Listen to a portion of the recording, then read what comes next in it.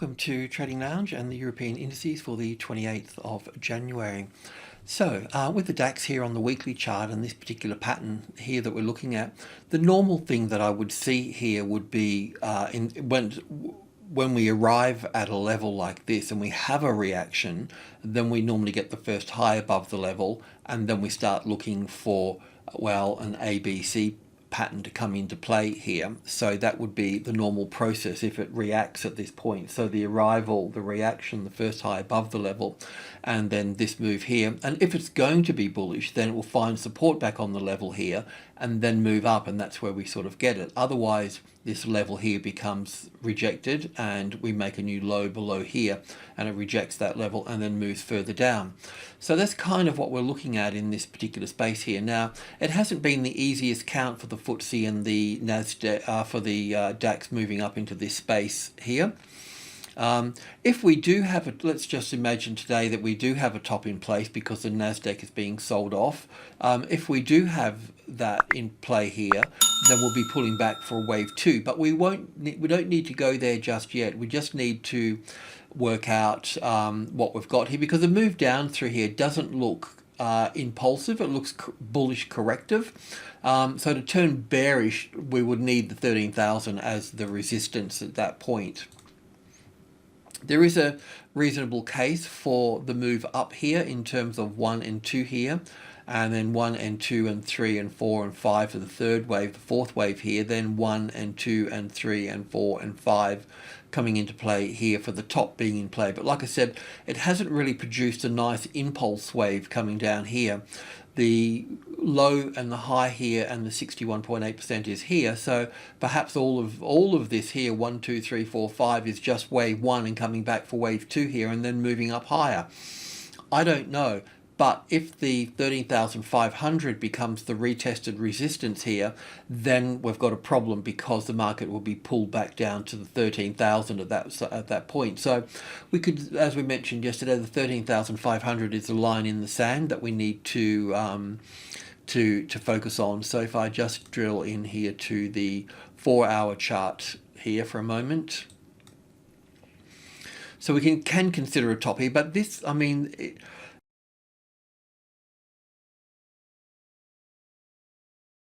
it's just not a fantastic set of legs, structure, and there's problems with it as well. I won't go into all of those. The move down here, as I mentioned, was counting quite nicely as an A wave, a B wave, and a C wave to this point. And then it started to move up, which is good, but then taking the bottom out here basically destroyed that ABC structure. So it looks like we're going to be coming further down. So the main point here is that we do have an impulse wave here, and it just doesn't look like it's ended here. So normally we would see the market move down here, and it might sink in a bit. Normally if it touches on the level, just touches it right on, then it'll bounce quite high. But if it sinks into the level like it has done here, it's given a bit of a thing, it sinks into it, then it struggles to move off here and it doesn't move back up that far, and then it will move down again from that point. So if that's the case, then if that's the case, then we need to look at shorting this through here as such, or you could just short it under the level here if it's breached, but that would be the catalyst there. So that's about all I can really say at this point with the DAX. You know, if I get involved in this here too much, it just doesn't sort of it appears to be sort of corrective because it's just sort of overlapping a lot. But I mean, like I mentioned before, this doesn't make a lot of sense here either. I mean, as an ending pattern, it does. So that's sort of okay, but wave 4 overlaps wave 1 and so on. So it's all just a little bit sort of messy here. But I think the main takeaway here is that if the 500 becomes the retested resistance, then we need to look at shorting it. Because if you have a look at the S&P and Nasdaq video, we're looking for further downside there. So it's likely that we're going to be dragging this market down as well. So looking at the FTSE, okay, we've got the monthly chart here. We might as well just have a bit of a look at this. When we look at the S&P 500, this area down here at the 2008, the GFC and so on, we know that this move down here has taken out the low here for this. But there is a bit of a case here for 5 waves up here in this instance, and it hasn't taken out the low here. So it's possible we could look at this as wave 1 and wave 2. Bit of a long shot, I'm just saying. It does count quite nicely up here as 5 waves, but with a real problem of wave 4 overlapping wave 1 here. You know, you just don't normally see that at this primary degree of structure. It's just not it's not in the book, so to speak. But how else would you count it? You know, would you count this as an A wave here and then an A and a B and a C over here? But that counts as 5 waves up here as well, nicely as 1 and 2 and 1, 2, 3, 4, 5 in here for the 3rd, 4th and 5th. So there's a bit of a problem with that. You could probably count it as an A, B, C to this point, and then and like an A and a B and a C to here. So that, you know, but I just think that you've got to take it all with a pinch of salt and you know, consider this like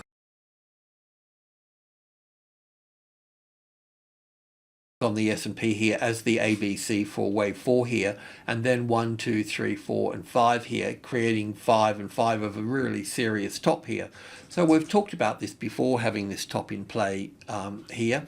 We never really had 5 waves down. We've had wave 1 here, or an A wave and a B wave and a C wave. So we could look at all of this here as wave 1 and ABC for wave 2 here. That's cool. So we're keeping an eye on that.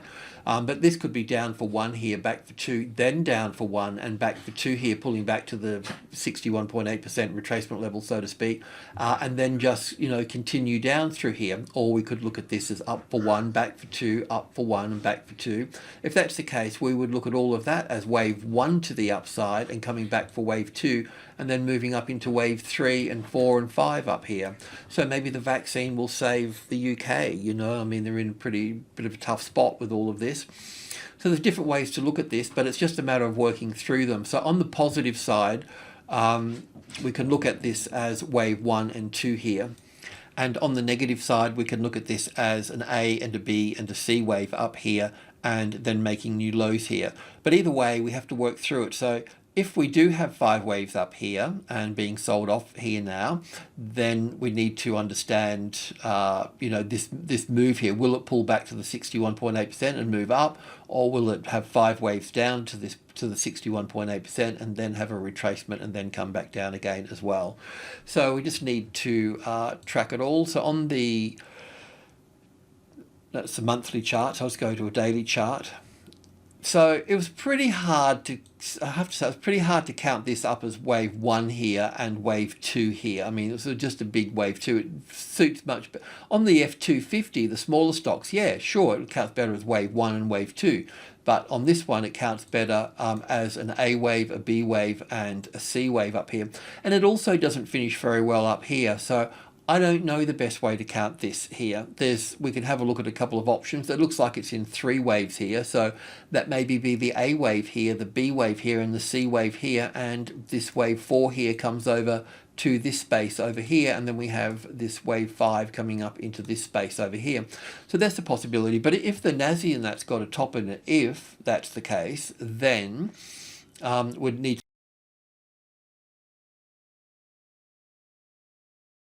look at more of a bearish picture. But if we were going to look at a more of a bearish picture, we can have a look at this structure here. But in a nutshell, I'll just drag it out here to be something like this.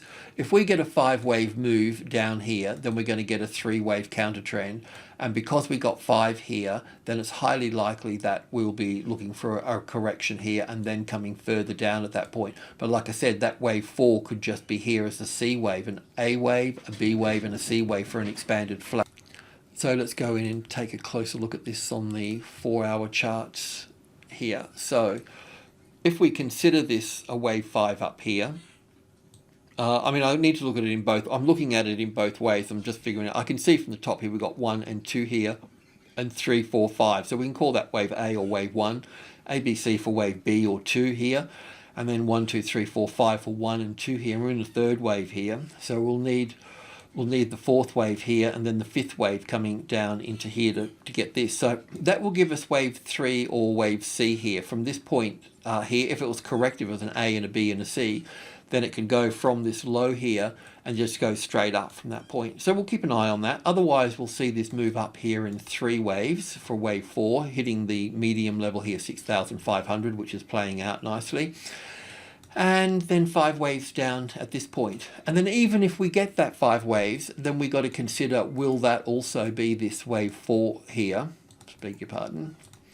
Will that be the wave 4 here, or will that, copy that, will that be wave 1 here? That's another thing that we have to work through. I know it's a real pain, but then we just have to wait for this to be, to see if this is an ABC pattern coming here with 5 waves down here, an ABC pattern. And if that's the case, and we can see that it's bearish at that point, well, then we'll know where we are at that point, you know, because that's what will happen.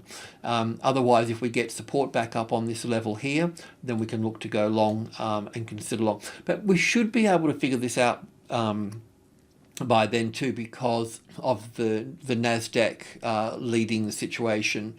But you know, those stocks, you know, they've been undervalued. I mean, not undervalued. They've been under pressure.